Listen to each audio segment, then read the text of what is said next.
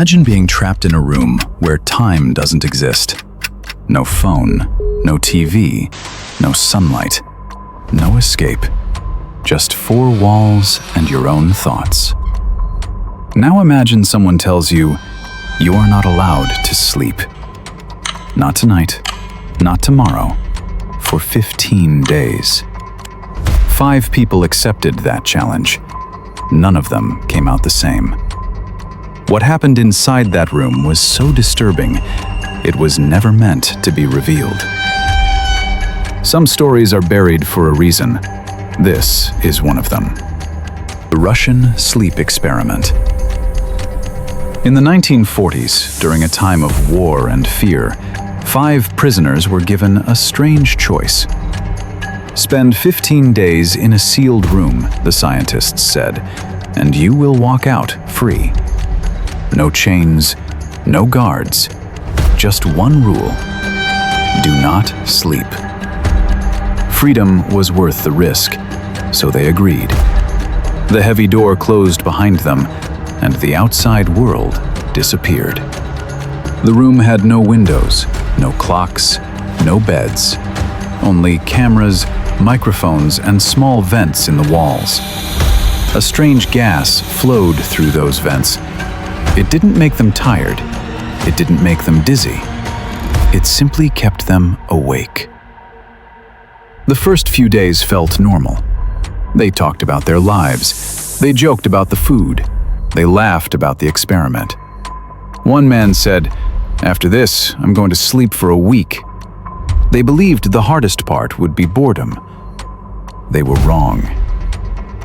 By the 5th day, the laughter slowly disappeared. One man sat in the corner staring at the wall for hours. Another kept rubbing his hands as if trying to stay awake on purpose. No one knew what time it was. Their eyes were open, but their minds were drifting away. By the 7th day, they stopped talking to each other. Instead, they whispered to themselves. Not full sentences, just broken thoughts. One man cried without tears. Another laughed at nothing. Their faces were pale. Their eyes were empty. Sleep was gone, and so was peace. On the 9th day, one man opened his mouth and screamed. Not in fear, not in pain, just a long, endless scream. It echoed through the room for hours. When his voice finally died, his mouth kept moving. Silent screams.